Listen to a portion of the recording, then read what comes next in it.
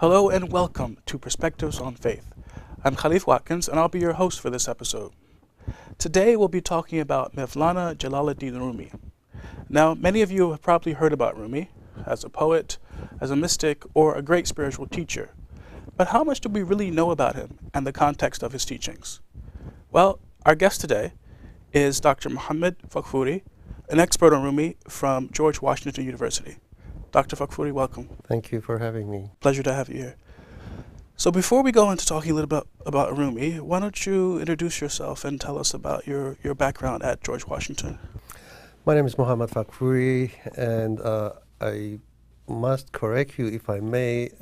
You mentioned an expert on Rumi. By no means I'm an expert on Rumi. I'm one of those people who has been reading Rumi for a while and understands as little as his own capacity. So therefore I'm not an expert as such. I am one of the admirers and readers of Rumi, and I teach at George Washington University, Department of Religion, courses on different aspects of Islam, Islamic philosophy and theology, Sufism, Islamic art and spirituality, Islamic political thought, Islam as a religion and culture and civilization, and a few other courses.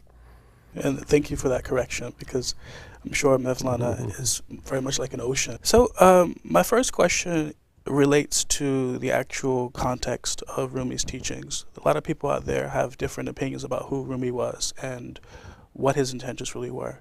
What are your takes on that? Well, when Rumi was composing his poetry, probably from what he was talking about, he knew that this is going to happen. Because in the first poem of Masnavi, when you open the book, he says, everybody befriended me based on his own opinion. Nobody was able to find my secrets from my heart. So, and this has been the case for the last 700 years, 800 years, that the world has been reading Rumi and talking about him. We must, however, know that Rumi was basically writing and teaching as a Muslim philosopher, thinker, metaphysician, and a man of great spiritual authority. And therefore, taking him out of this context not only would be a disservice to him, but also is a misreading of what Rumi's teachings are about. There are a lot of attempts nowadays to detach Rumi from its proper Islamic context and present him as a kind of New Age thinker that had prescription for some of our social ills or psychological problems that we may have. But in fact, Rumi speaks on a much, much higher plane than these very ephemeral and insignificant planes of life that contemporary human being deals with. Therefore, for him, there is only ultimately one purpose in creation, and that is for man to worship God. And this is exactly in a sense, a commentary on the Quranic verse that says, we did not create man except for worshiping God. And this is precisely what Rumi is doing, and this is precisely the context that Rumi is talking about.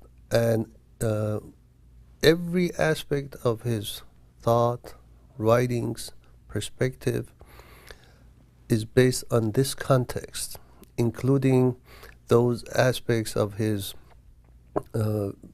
views and ideas that we consider very universalist, and in fact they are universalist. Nonetheless, within the proper context, they must be understood. Now, when you say his focus was on understanding how to worship God, how does that play out in actual organized religion? I mean, what do you mean by that in the sense of, regardless of what our religions are, Islam, Christianity, Judaism, Buddhism, we'd like to think that we're worshiping God. What would Rumi say about that, and how would he see the relationship of Islam to other religions? Well, first of all, Rumi's understanding of faith is based on two principles, knowledge and love, which in fact compose the elements of faith. From his perspective, we accept a faith, a religion, in two ways. One time when we are born into a tradition, and in fact we inherit our faith from our parents. We don't have a choice. When one is born in a Christian household, one automatically becomes Christian and practices Christianity. And so is one when one is born into a Muslim family, therefore he becomes a Muslim and practices Islam. Now, this is the kind of faith that Rumi describes as emulation, imitation, so to speak, taqlid. And he's very critical of that, but of course accept that as the basic foundation. But there is a point in one's life that he comes to a recognition that he needs to know a lot more than what he knows. And that thirst, that longing for knowing is what leads man to really get to know religion, God, faith, and therefore practice the way his knowledge and his ability, his discernment permits. Now, from this perspective, Rumi doesn't really see at that particular level any difference between religions, but we'll come to that in a few minutes. But from a practical point of view, he in fact divides this kind of knowledge of religion into four categories. The knowledge that people who are jurisprudent have, philosophers' knowledge, and people who are theologians. And after describing the nature of each category of this kind of knowledge in relation to faith, nonetheless, he says the highest degree of knowledge is in fact belongs to an arif, a man who is gifted with divine knowledge. And he is the one who not only combines all those knowledge together, puts them in proper perspective, but also goes way beyond that. And this is the most perfect knowledge and hence faith that Rumi talks about. It is from this perspective that Rumi sees no difference between religions. But as I said, we'll come to that. He thinks that those of us who lack this ability suffer from duality of our perspective, duality that we see in our life, a separation that he always complains between us and God. And it is because of this duality that he gives a very interesting example. He compares most of us, most human beings, to a person who has crossed eyes. And therefore he sees everything as two. And then he puts this story in the context of a very simple yet very profound meaning, saying that one day a teacher told his student to go and bring that glass which was sitting on the roof, on the table, and the student was cross-eyed. And he goes and says, there are two glasses in there, which one do you want me to bring? The teacher says, no, there is one. Go and look carefully. There is only one. If there is two, break one and bring the other one. And of course, the student, poor man, goes and breaks one and sees no other glass. And from this story, Rumi concludes that it is not that duality exists out there. Duality comes from our inner being. And as long as this duality exists, we cannot be one with God, with universe, with creation, and most of all, with ourselves. We cannot come into unity with ourselves, and that is a miserable life. So pretty much he's saying that, if we have sort of internal division or separations, that we see that manifested in others and in everything in life. Yes, indeed. And this kind of duality is in fact product of that first form of faith that we inherit. And it is to this that Rumi gives us a warning. He says, you have heard this from your father and your mother, and therefore you have been forgetful of what you should learn. If you know the reality of faith without imitation,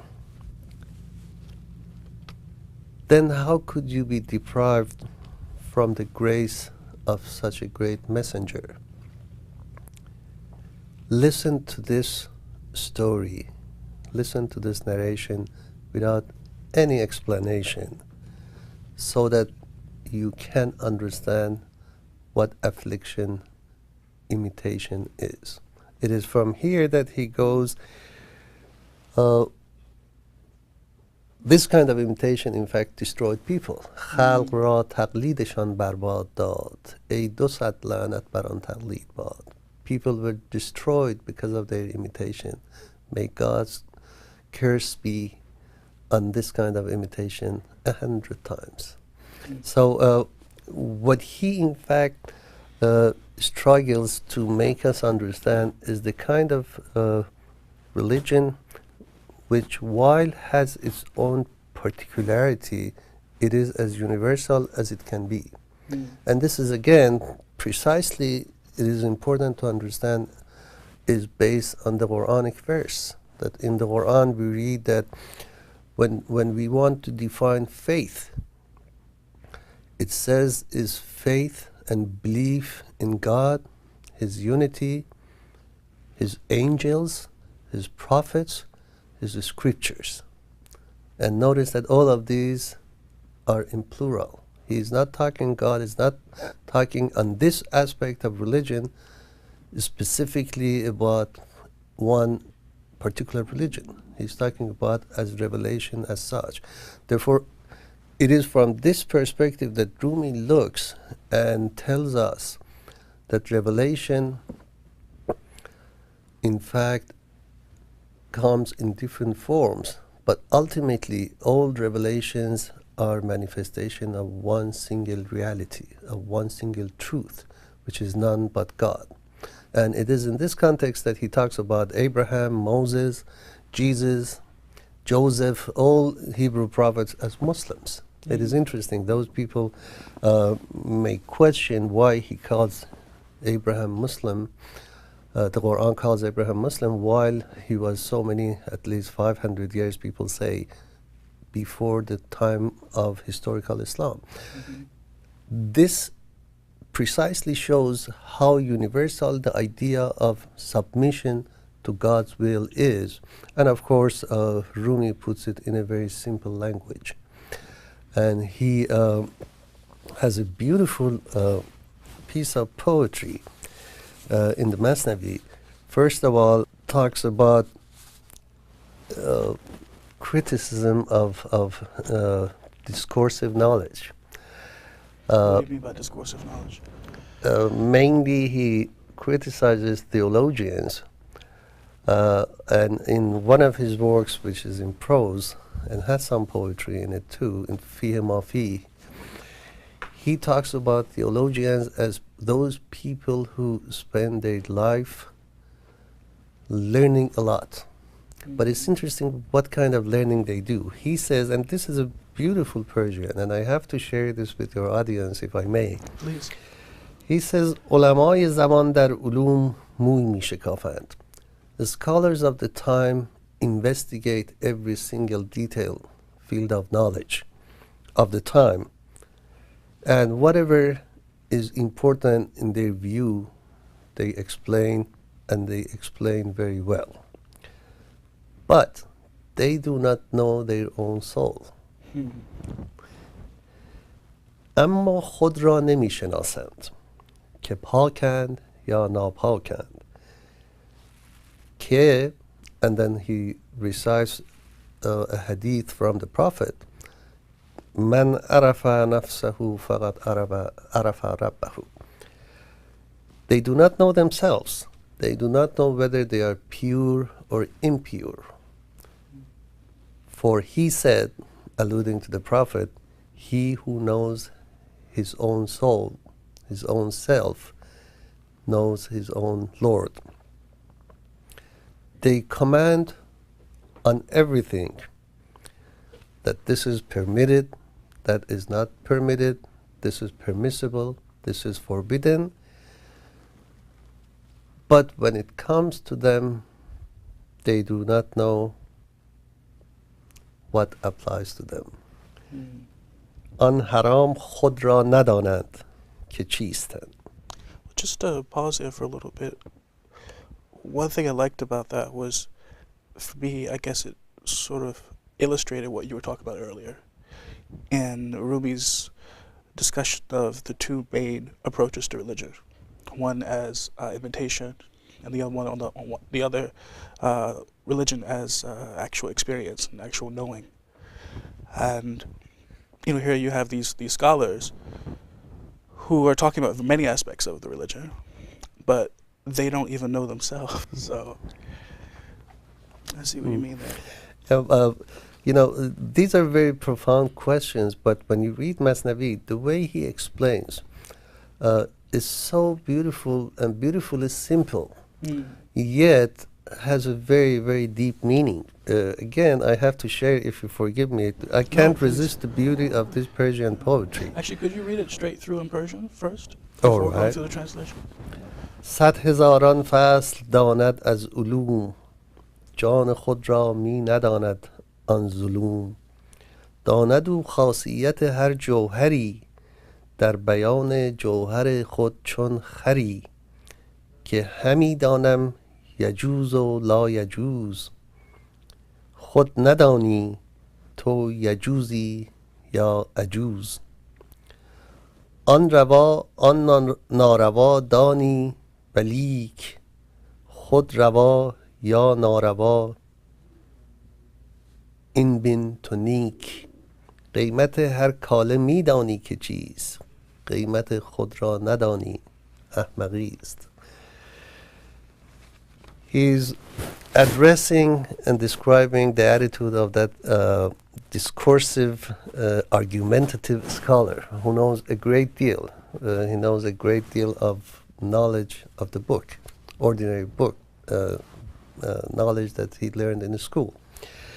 He says, you know hundreds and thousands of chapters of different sciences, but you do not know the state of his own soul, that deprived and lost man.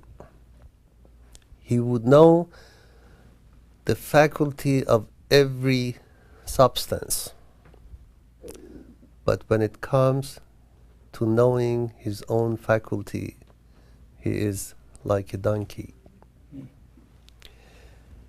He claims that he knows what is permitted and what is not permitted. He's talking about the law, the Sharia. But he doesn't know that he himself is permitted or a lost person, a lost soul. Then he addresses him directly. You say this is not permitted and that is permitted. What are you yourself? Are you one of the permitted ones or forbidden ones? You know the price and value of every commodity, but you do not know the value of your state. This is perfect foolishness. So this is, in fact, in another story, this is the kind of foolish scholar that, in fact, Christ was running away from. There's a very beautiful story in another part of Masnavi that is very profoundly moving, and it shows what kind of afflictions discursive knowledge, if it's not related to revelation, can bring man. I don't know if you have time to go over this story because it's very relevant. Very quickly, I summarize it. One day Christ was going through the mountains, and somebody who was known to be very argumentative and intellectually gifted stopped him and asked him many questions. He said, I know that you are known to cure the sick, to give vision to blind, and revive the dead. Now, I am a man of intelligence. I cannot accept these things until I see. Prove to me that you are a prophet by showing me your miracle. This person was saying this to Christ. To Christ. And then he gives a bunch of bones to Christ, and he says, now this is your test. If you want to prove to me that you are a prophet and I become your disciple, give life to these bones. And Christ, of course, being prophet, knew what is behind this. He tried to dissuade him from this idea and kept on insisting, but the man insisted more. And finally, Christ had to do what he had to do. He gave life to these bones, and it turned out that these bones belonged to a very big black lion. And obviously, lion came and tore man apart. And then Rumi argues that if that discursive knowledge or intelligence, as we call it, is not related to revelation, a destiny like that awaits everybody, every man, in fact. So it is here that he talks about the value of seeing beyond the form.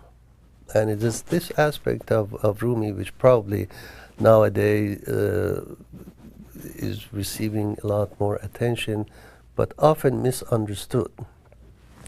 Now, when Rumi talks about, in a sense, transcendent unity of religions, he's talking about universal aspect of revelation as a whole. But this doesn't mean that he rejects or does not acknowledge the particular aspect of every tradition. But he thinks the perfect faith is one observing one's particular tradition and at the same time recognizing the universality of truth that his tradition, in addition to many other traditions, represent. On the level of theology, we claim that my faith is the most righteous, the most correct and straight path to God. From a particularistic point of view, this may be correct for each faith and its followers, each tradition. But it doesn't necessarily negate the validity of other traditions. It is here that Rumi tells us to go beyond the form and meaning. And again, he gives very interesting and simple anecdotes as to how this lack of understanding misleads people to fight for issues that must not be fought over, because they're all saying the same thing, basically. And I'll give an example from Mastavi again. He talks about several people in a dark room, where there is an elephant. And a wise man comes and asks these people to touch this, whatever it is, and identify what kind of creature it is. They don't know what it is. They don't know what it is. Now, they come in, somebody touches his ears, and he says, oh, this is a big fan. We can use it for cooling off during summer. Somebody else touches his trunk and says, oh, this is a huge pipe, and we can use it for other purpose. Somebody touches his feet and says, oh, this one looks like the feet of elephant. This must be an elephant. This must be a huge animal. So everybody talks about something without knowing that they are all talking about and describing qualities or attributes of an elephant, until a man comes in and takes the light and tells, see, this is what you are describing. You are all describing one same thing, one same reality, which we call elephant. But because you are in the dark, you can't see the reality of elephant. It's a very, very beautiful metaphor and something. Yes, I think indeed.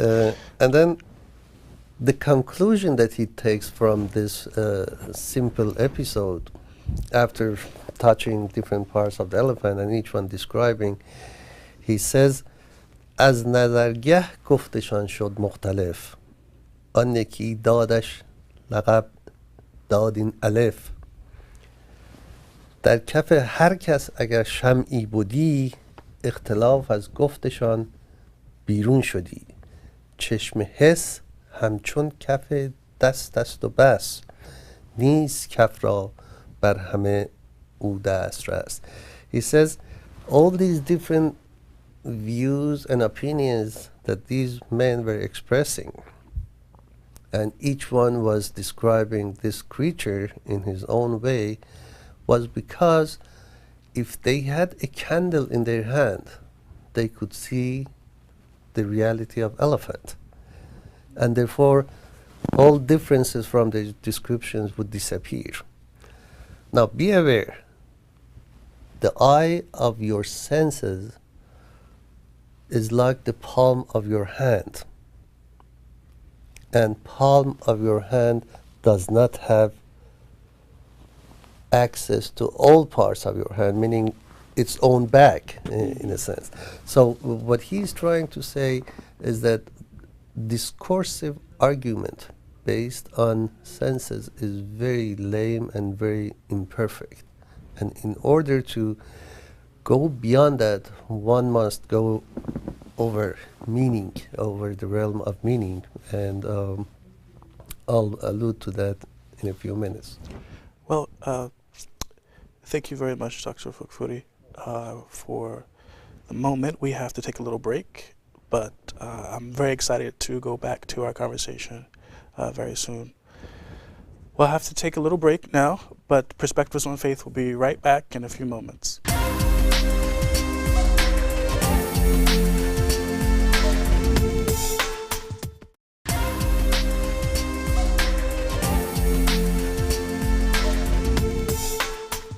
Hi, thanks for coming back to Perspectives on Faith. We're here talking about the context of Rumi's works with Dr. Muhammad Faghfoory. Dr. Faghfoory, when we were last talking, you shared a really beautiful passage from the Mesnawi. Was it from the Mesnawi? Yes. About a group of men in the dark who are feeling around with their hands trying to describe something that they later on find out is an elephant. And one thing I really liked about that passage was, at least what it said to me, was that it's more our own personal lack of understanding that causes conflict than whether individual parties are right or wrong on a particular thing. Sometimes it's that. But one thing I remember you sharing with us was that Rumi was saying that if they had had a candle or something to light their way, they would have been able to really see the full picture. In your opinion, when Mevlana is talking about that light or candle, what is he really symbolizing? Well, there are many stories. It's not just that one, but there are many stories in Matnavi and in a much more complicated way in Diwan, the collection of Shams Tabrizi. Many pieces of poetry which discuss this issue of multiplicity of visions in a way because of lack of understanding of others. And nowadays that everybody is talking about interfaith dialogue, this is a particularly very important issue, and apparently this problem has always existed even during Rumi's time. As you know, I perhaps should have mentioned this early on.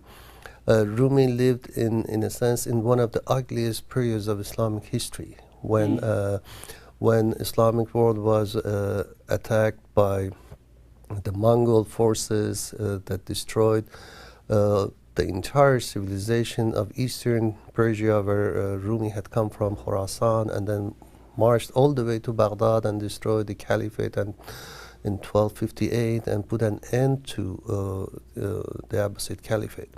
Now, it's very relevant that he is talking about these issues back then, because those problems persist even as we speak today. And of course, he speaks on two planes again here, one on human level, and here what he means is understanding, respect, communication, all these terms that we use in our daily conversation today. And then on another level, in relation to God, he's talking about that ultimate unity of truth and God's Tawheed, in fact. And on that plane, every form loses its meaning because it is the plane of meaning. Now, there is one very beautiful story in Masnavi which addresses... Before you go on, I'd like, if you could just explain for our viewers briefly what Tawheed is, because I know that Tawheed is a very important concept in Islamic thought. Well, from the perspective of ordinary Muslims, Tawheed means there is no divinity but God. La ilaha illallah. From the perspective of a metaphysician like Rumi, there is nothing else but Allah.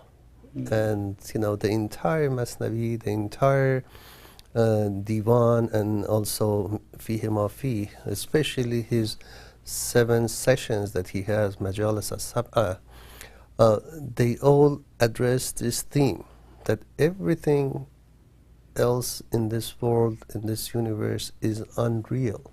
There is only one real, and that is God, that is Allah.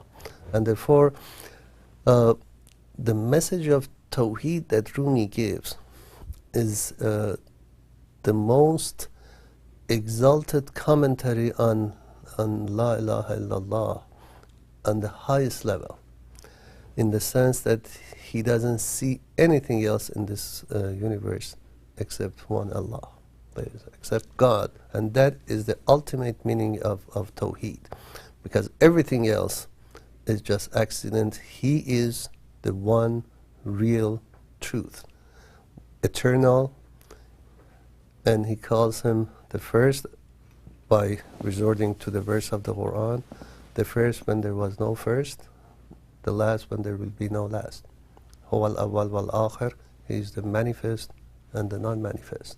This is the idea of unity from the perspective of a metaphysician, an arif, a man with divine knowledge than with ordinary interpretation of Tawheed.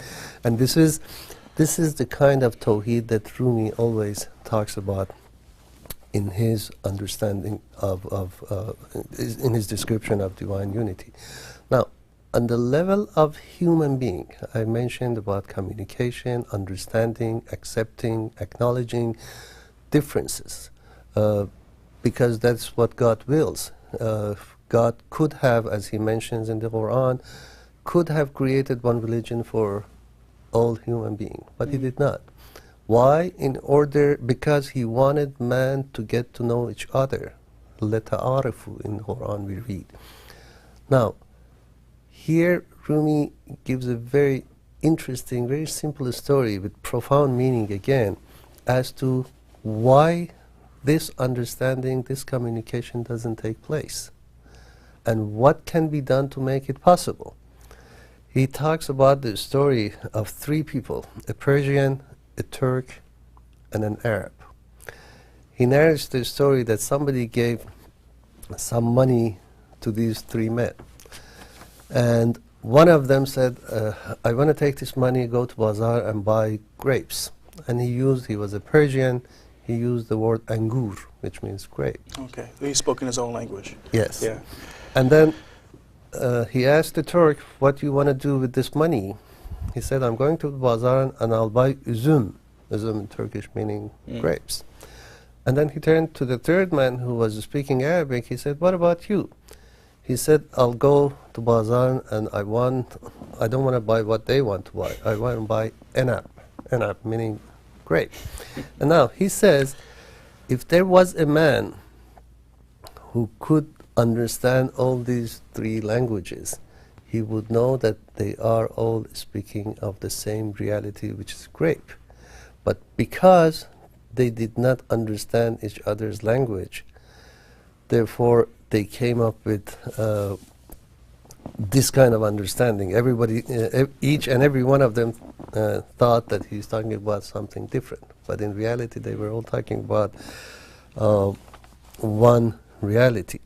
Now, here is, he says, the difference between people is because of the forms and appearances and names and languages and so on and so forth. But when it comes to the meaning, as all these three words mean grapes, therefore unity will be actualized, accomplished among people. And it is for this unity that he then gives several recommendations and advice how and through what means one can achieve this unity, or human community for that matter can achieve this unity. So on pretty much on the external level, Mevlana is saying that there are all these differences, but on the level of the heart, that's where people can come together. Precisely. And the strongest obstacle for that is prejudice, and he talks so beautifully about this, saying تا جنینی کار خوناشامی است سختگیری و تعصب خامی است, meaning insisting on something and taking it hard and prejudice, showing prejudice, is a sign of immaturity. Because a human being, when is immature, meaning a fetus, is just full of blood and nothing else. And of course, blood in human realm, we know, is the sign of violence and lack of understanding and so on. So, and then he says, all of us as human beings, when we are unprepared, he uses the word uncooked in Persian, has a very profound spiritual meaning, a person who is not tamed, so to speak. He says, as long as we are like that, we are like an unprepared fruit on the branch of the tree. We are hanging, the fruit is not unprepared, it is hanging to the branch so hard. But as soon as it ripens, it falls down or is ready to be picked up. He says human nature must prepare himself like that in order to come to that kind of understanding between each other. And it's very, very beautiful piece of poetry, but I don't want to take too much time, and I'll skip this one for now. Okay. Now, when you talk about this preparation that human beings have to go through, what is Rumi talking about on an everyday level? I mean, what are some of the steps that a person has to go through to actually become prepared, in Rumi's view?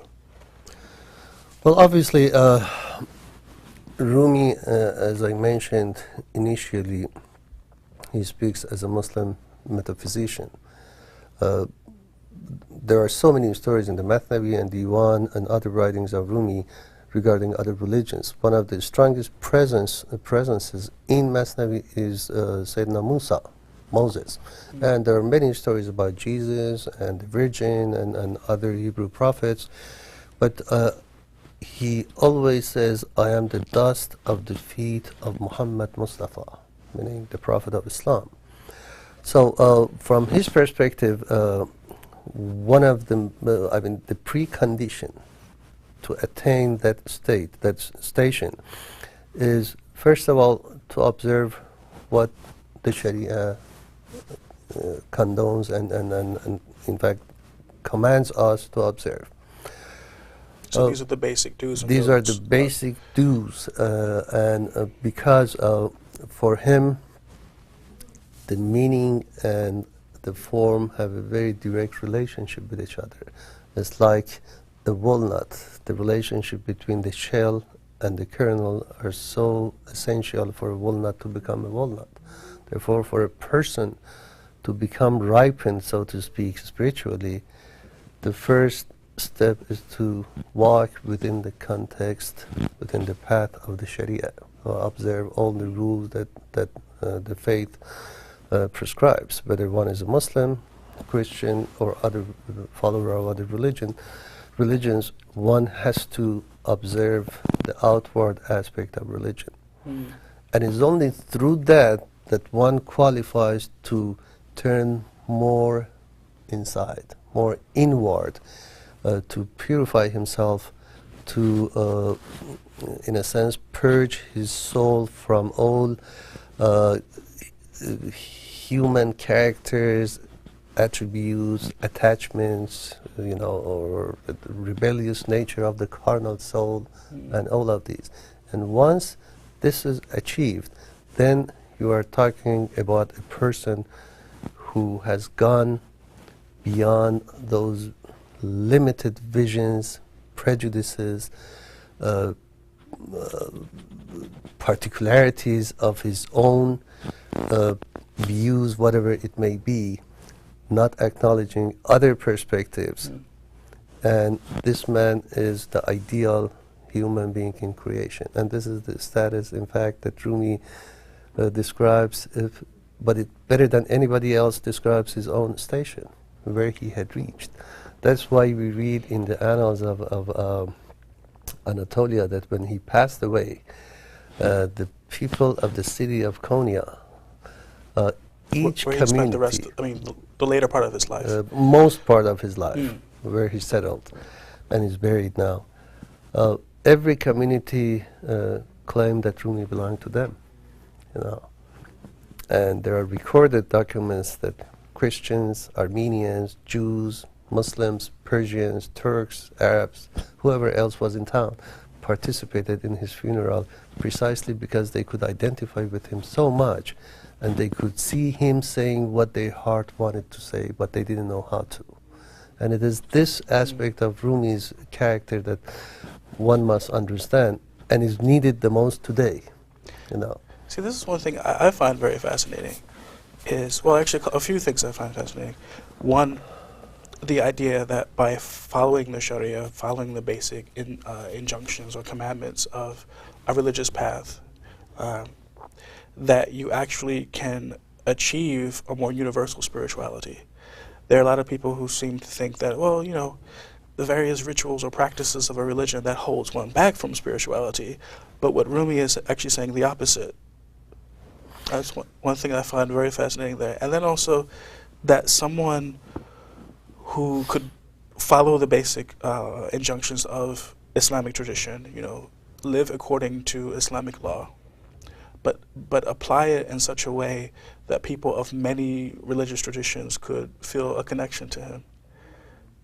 What do you feel about that?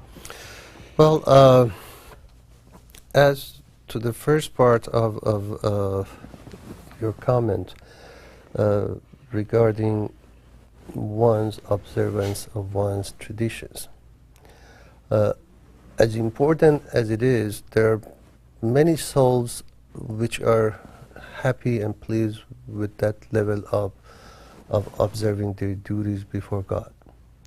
There are some souls whose constitution is such that they are not just happy with what they can achieve through observing the rules of the Sharia or outward aspects of religion. And from perspective of Rumi, every human being has that potential. Only a few of human being actualizes that potential. And he says one must strive. And it is here that he talks about the Kaaba made of stone and the Kaaba made Kaaba of the heart. And in a beautiful poem, somebody else, of course, alluding to this statement of Rumi, has said that طواف کعبه دل کن که کعبه چون سنگی است که این خلیل بنا کرد و آن خدای خلیل. Circumambulate around the Kaaba of the heart, because the Kaaba you see is just stone ultimately, because this Kaaba was built by Khalil, meaning Prophet Abraham, and the other Kaaba was built by Khalil's God, the Lord of Khalil. So this is the kind of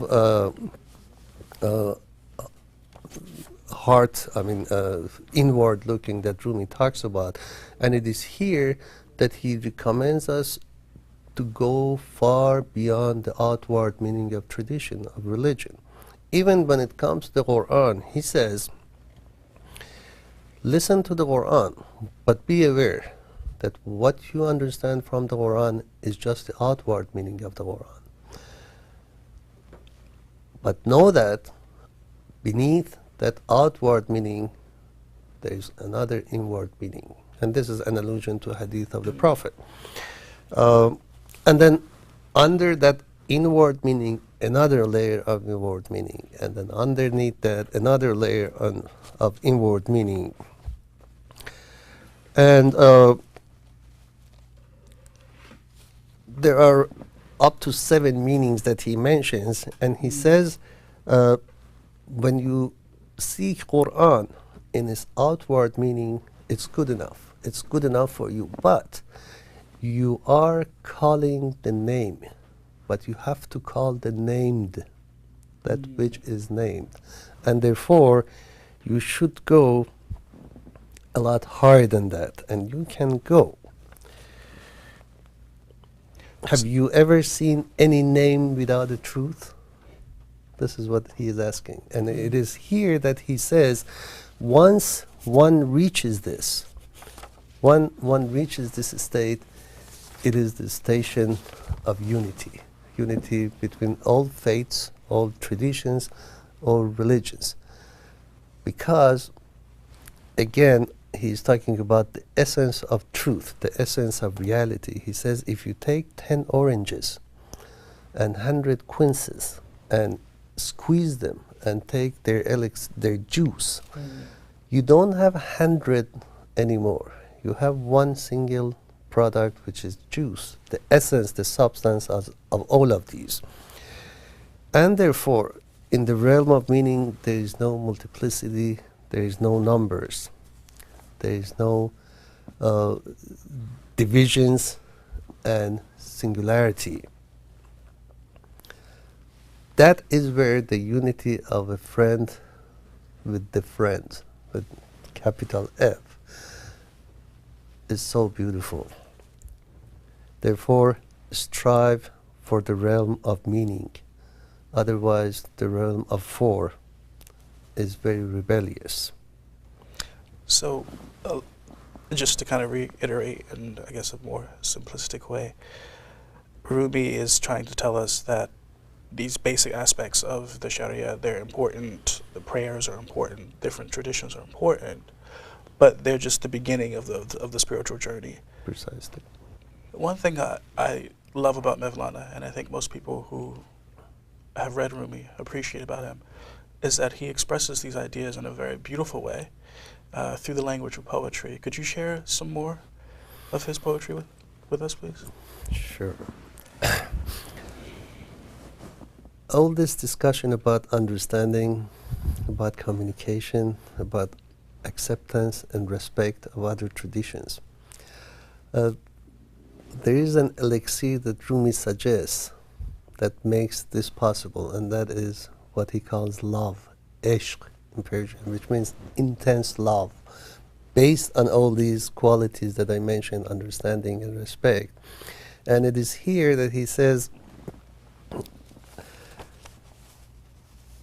مذهب عاشق ز مذهب‌ها جداست عاشقان را مذهب و ملت خداست عاشقی گر زین سر و گر زان سر است عاقبت ما را بدان شه رهبر است هرچه گویم عشق را شرح و بیان چون به عشق آیم خجل باشم از آن گرچه تفسیر زبان روشنگر است لیک عشق بی زبان روشن‌تر است چون قلم اندر نوشتن می شتافت چون به عشق آمد قلم بر خود شکافت چون سخن در وصف این حالت رسید هم قلم بشکست و هم کاغذ درید. I wish I would convey the joy and beauty that pieces of poetry like this evoke in one's heart. I wish the whole world would know Persian just to understand Rumi. But let me give a brief translation of this. It says, religion of lover is different from all other religions. Religion of lovers is God alone. If love is from below here or from up there, ultimately love would lead us to that majestic king. No matter how much I explain love and its description, when it comes to love, I become ashamed of my description. Description of tongue is illuminating, but silent love is a lot more telling. When I wanted to write, when the pen wanted to write,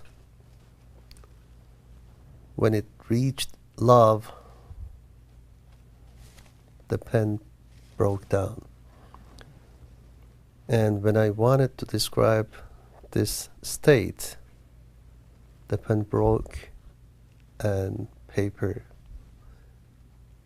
fell apart. And it is on this station that Rumi goes again, as I said, based on love and understanding, and of course having unity of all revelations in mind.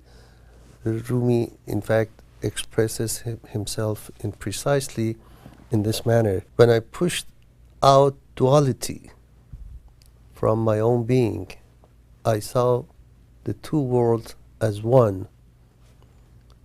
Therefore, I see one, I seek one, I know one, I call one.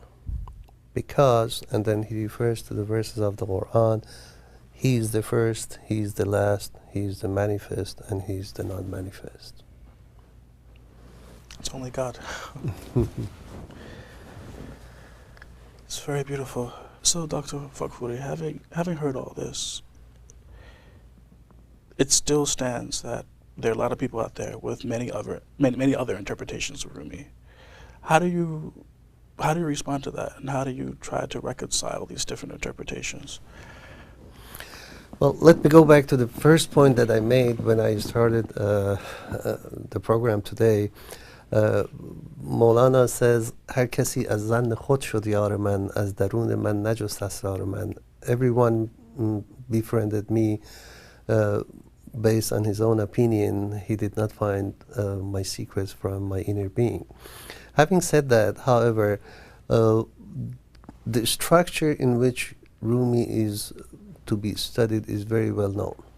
However, there are some currents here and there, some interpretations, some people, some groups who in fact try to detach Rumi from his Islamic root and present him as a kind of humanitarian, universalist, free thinker, kind of new age prophet, things like that.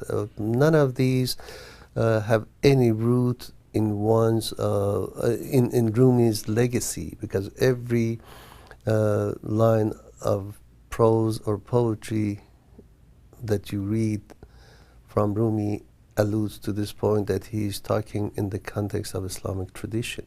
What kind of what kind of understanding of this tradition? That is very uniquely Rumi and very uniquely Sufi, in fact, I should say. But that's a different discussion that one can talk for hours about. However, Rumi, outside the context that I described and based on his own numerous writings, and prose and poetry, is a very distorted picture of Rumi. For the reason this picture is presented in our time is very clear, because it is absolutely impossible to understand Rumi the way one must understand without knowing the Quran, without knowing the tradition of Islam. So if Quran is understood this way, and Rumi himself has many, many allusions to this. It is impossible to understand the real nature of Rumi's perspective and views and his message, therefore, without knowing the Quran. Most of misinterpretations, misrepresentations that we see around, I don't necessarily think is based on ill intentions. It is precisely based on this lack of knowledge of Islamic revelation. So pretty much Rumi in his work, what he was trying to do was present a very enlightened, beautiful, real interpretation of the Quran and how to apply it to his context, the world that he was living in. Precisely. And especially his understanding of universality of the truth is very relevant to today. In Western world also we have neoconservatives to Christian Orthodox to Catholics and so on. All of these give different interpretations of their own tradition.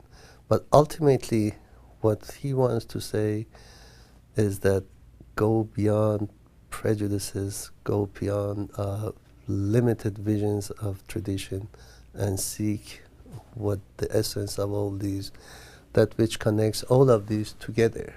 And this is precisely what Rumi's mission in this world was. I think that's a very powerful mission. You know, if someone who was writing for such a long time ago can get people from so many different traditions to become better people in their own traditions, then I guess that's the most we could really ask for. Yes, indeed. Well, thank you very much, Dr. Faghfoory. It's been a very enlightening discussion.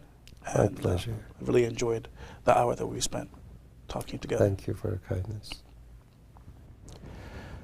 Well, that's all for this episode of Perspectives on Faith. But please join us again next time when we'll be talking about another fascinating topic with another very kind scholar. Again, you can always watch our show on the web at www.ebru.tv. Thank you.